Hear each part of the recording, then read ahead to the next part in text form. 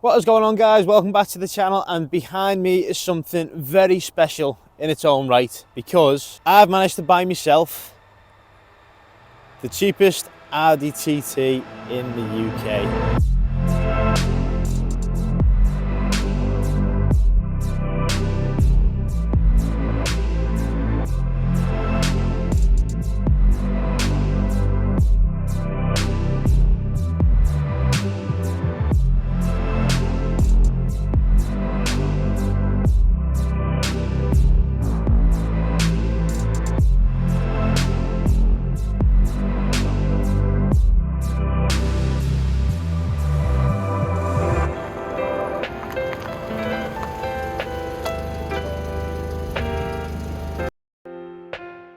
So the car is a 2007 2-litre TFSI front-wheel drive Audi TT Coupe, and in this video we're going to go for the drive. I'll tell you everything I think about the car, I'll tell you why I bought the car, and if you stay tuned I might tell you the price.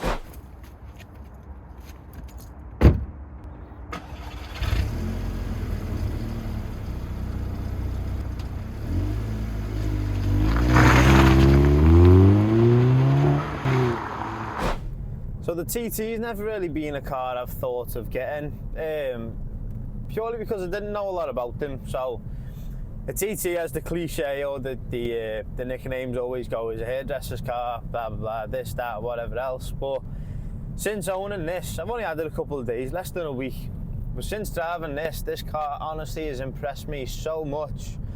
And I think out of most of the cars I've owned, it's been the smoothest in terms of the drive, in terms of the gear changes, up, down, the shifting. And like I said, I'm so impressed with it. It's actually baffled me why I've never really looked into it sooner. And for the price of them, they're so affordable in terms of the maintenance costs, the running costs, the fuel costs. And it's such a usable car in terms of day-to-day use. So the boot space, massive. So much bigger than I expected. The only thing is, those back seats are unusable. I don't know anyone who can sit in them comfortably with me in my driving position, because I'm 6 foot, so I sit quite a fair bit back. Same with the passengers, because if you're in here, you want a good bit of space, but if they put the seat too far forward, you're kind of leaning forward to look around the corner just to speak to them, and it's not ideal. But the seats aren't really designed for that. I think it's just an extra, so you can have them as a just in case should you need it. But let's be honest, no one's really getting 4 people in an Audi TT unless they really have to.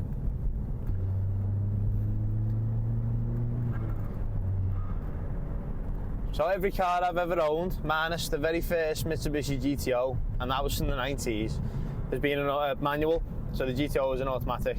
But this manual gearbox is fantastic. I think it's a dual clutch. I might be completely wrong in that, so if I am, by all means correct me in the comments. But it's so smooth, like even when you jerk it, it's still smoother by the comparison to other cars. And I can't sing its praises enough, really. This one is quite a high mileage one, 128,000 miles, and it does run a little bit lumpy on idle, but I think that's because of the carbon buildup.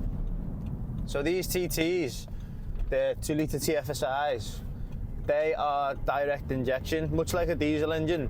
And because it's direct injection and the airflow isn't mixed with the fuel before it gets to the cylinder, the fuel sprayed directly into the cylinder for it to combust, you get carbon buildup on your valves, you get carbon buildup on your intake system, and because of the carbon buildup, it makes the engine run that little bit lumpy and makes it sound more like a diesel. So it can worry you, but I think overall it's not much to worry about. But one thing I am going to do, which a lot of people do on these, get it walnut blasted. And what that is just crushed up bits of walnut, get sprayed, sprayed into the engine under high pressure, with the valves closed obviously, and there's a vacuum, sucks all the debris out, and it just cleans the carbon off the valves, and it makes it that bit smoother for the engine in terms of the airflow delivery to the cylinders, so you don't get such a lumpy idle. But even now, this has got an aftermarket mass airflow fitted to it. I think it's a ram air filter, so that gets rid of the original airbox, so it gives the engine more air to breathe, which usually means more power. But I think whoever's put the induction kit on this hasn't had the car mapped, so although it's got a big air filter and it can take in a lot more air, the computer can't really deal with it well because it's not mixing the fuel right by comparison to the air going into the engine. So I'll need to get this mapped to make sure it's running as well as it can, because it's running lean on bank 1 at the minute, because the check engine light has come on. That's all that is. So I think when I get that mapped and the fuel and mixture is right, that'll be fine. And the other thing is the evap system. So the page valve on this engine, I think it's blocked. So I've bought a new page valve. I've bought a new page valve. That should be coming soon enough. I'll swap that out, see if that makes a difference. If it doesn't, then I'll dig further into it and see what I can do with it. But I'll swap that out, wipe the code, get it worn up, blasted, and hopefully it won't run lumpy on the idle. I'll get it mapped so it runs well in terms of not running lean, because I know that page valve can also make it run lean. So it's quite common apparently. I don't know a lot about these cars, so I might be lying to you, but it's not intentional. Another thing I'm going to do on this, which apparently is quite common, is the high pressure fuel filter has a little cam follower in it, and that wears down over time, and that can cause major problems if you don't deal with it quick enough. So I've bought a new one of them. That's going to get swapped. I'll do a video on that. I'll do a video on me swapping it out, and all. Any work I do on this car will be recorded. I'm going to do the water pump because it's on 128,000 miles, and chances are it's probably not being done, which doesn't benefit me much. And I'm also going to do the timing belt because that should be done every 60,000 miles. So I'm going to assume it hasn't been done. And just for safety, because I don't want this engine blowing up on me, I'm just going to change it. So another thing the car has got, which I am aware of and I'm keeping on top of for now, is a coolant leak. I don't know where it's coming from, but I can only assume it's coming from the bottom of the radiator. And that is because the radiators on these cars, it's plastic sides that then meet to the metal rad, and the metal on the bottom of those radiators can corrode over time. And the tabs that clip into the plastic on the side of the radiators, they can also corrode, which means the seal between the plastic intakes to the radiator and the radiator itself doesn't sit right, so you get leaks, coolant starts dropping off, and when your coolant system becomes pressurised, it probably just forces that bit more coolant out. Because I think I'm topping this up every 2 days at the minute. I've only had the car 4 days, so I've filled it twice. So I'll get on top of that, I'll get under the car and we'll have a look at that, we'll see what's wrong with it, and then when we find out what's wrong with it, we'll change that. We'll try and upgrade the radiator if you can get upgraded radiators for this, I don't know. But this is my first Volkswagen Audi Group car, my first VAG car. The only other German car I've ever owned was the Porsche Cayman. That was, again, a fantastic car, but honestly, unpopular opinion most probably, but this, in my opinion, drives so much nicer than the Porsche Cayman I had. That was the 987S. So that was the 3.2 flat 6, sounded amazing, had a lot of power to it, rear wheel drive, mid-engine, fantastic. But this TT as a daily driver I would take over the Cayman any day, and that's just after owning it for 4 days. So I did own that Cayman for a few months, but this TT cost, first of all, the fuel. Yeah, it does drink the petrol a little bit, but it depends on how you drive it. So if you rag it around all the time, you're going to end up spending a lot more on fuel. So that needs to be thought about depending on how you want to drive the car. But this car is made to give it a bit of beans out the corners and not necessarily abuse it, but put it through its paces. It likes it. It's the turbo. The turbo works better at higher RPM, I've noticed. Between 4 to 6,000 RPM, that's when it seems quite happy. And as a car, so far, I love it. As you saw in the intro, the car has got a fair few issues, quirks, things that can be fixed, but things that need to be fixed, and hopefully fixed soon, because I'm going to end up spending a lot of money on coolant if I don't sort that leak. But when I first got the car, again, like you saw in the intro, the windscreen was loose, and as a result, water was getting in, soaked the carpet. The carpet was absolutely saturated in water. And when I took the carpets out the other day, I didn't record this because I just wanted to get it out and get it sorted. I took the carpet out, I hung it up, and all the foam under the carpet as I've hung it up and left it overnight, 4 litres of water dripped out of that. 4 litres. It was heavy taking it out, but I'm just glad the body of this car is aluminium, because if it was steel, it would have been an absolute rust bucket under that carpet. But the good thing is, the only thing in this car that's steel that I know of is the boot floor. Everything else aluminium, cast aluminium, extruded aluminium, the lot. So it doesn't rust necessarily. It can corrode, it doesn't rust, but it's just so much easier to stay on top of, I think personally, because with the GTO, as you have saw, I've dealt with rust and I hate rust. Hate it.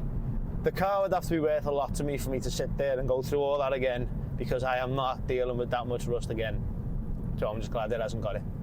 So what upgrade I'm looking into is what a lot of people do on these cars, is they put the Audi R8 coils in, and I believe that's to get a better spark so it doesn't break down through higher RPM, and it makes a lot of sense. So I think what I'll do is I'll upgrade the coils to the R8 coils, and I'll also change the spark plugs, possibly to iridium. I need to do a bit more research on it, but I think you get a much stronger spark with the R8 coils, and if you put the iridium plugs in, you get a stronger spark anyway, so it runs a bit better.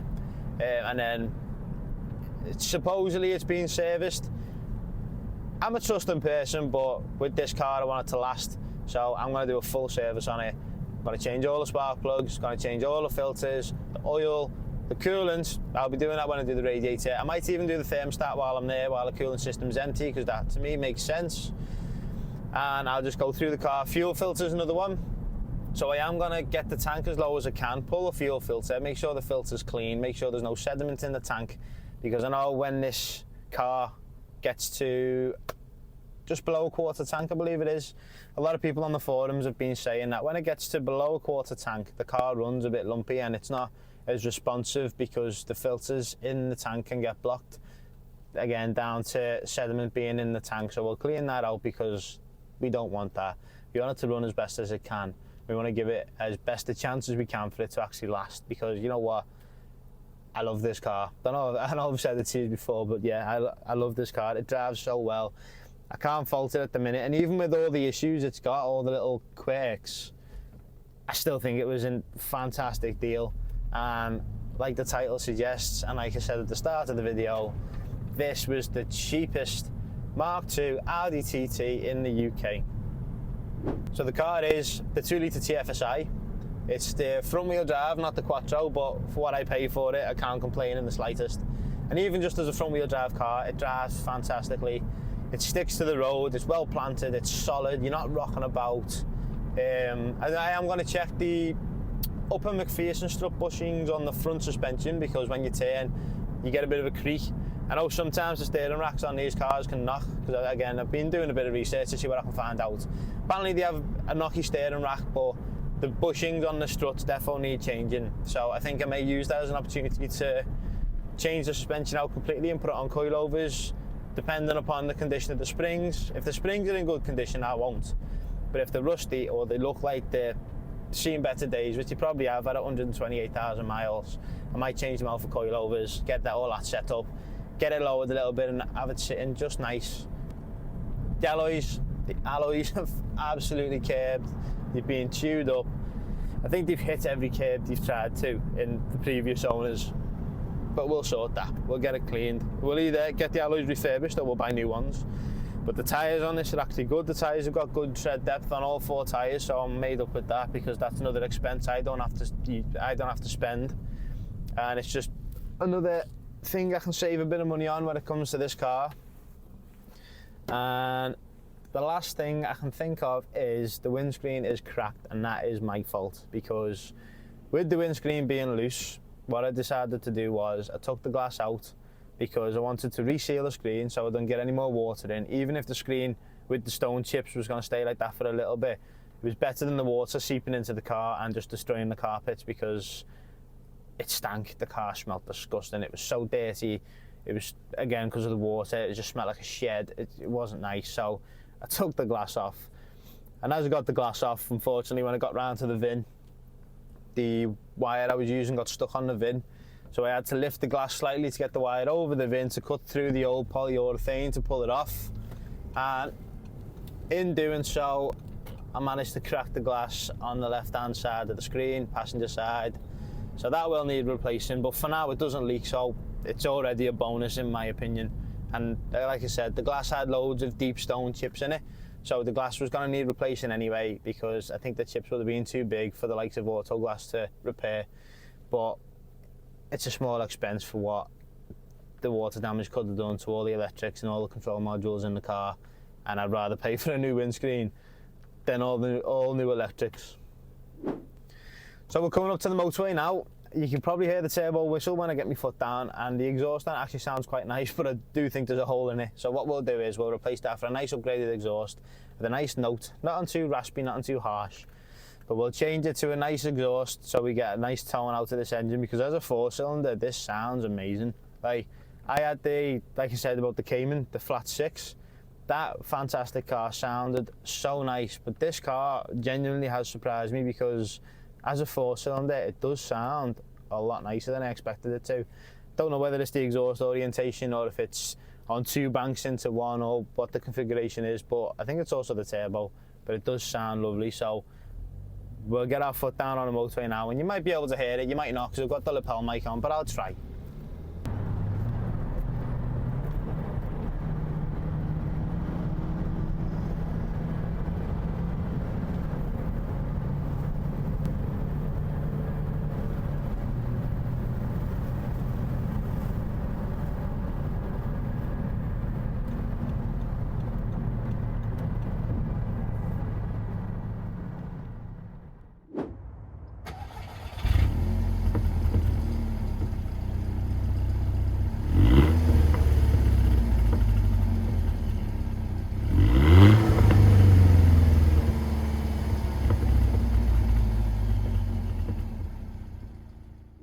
So if you've made it this far into the video and you're liking what you see, remember to hit that subscribe button down below, because we're only just getting started. There's going to be so much more on this channel with this car, the GTO, and many other cars in the future. So smash that subscribe button. And now the moment we've all been waiting for. I can't withhold it from you. So I'll tell you exactly how much I paid for this Audi TT. So with the car having all the issues that I've just told you about on the drive, you'll know that there's a lot to do, which kind of emphasised in the price, but at the same time, even with what we need to do, the price was still fantastic. So for this car, I paid 1,550 Great British pounds, and I couldn't be happier with that price. So we're going to end up putting a lot more money into the car. We're going to make it so much nicer, so much better, and it'll probably end up being a money pit, but it'll be a money pit I'll enjoy driving and making videos on, and hopefully you'll enjoy watching the content on. So thank you very much for watching. I hope you've liked this video. Remember to like, comment, subscribe, hit that notifications bell so you get an update every time I post a video, and I'll see you in the next one. Do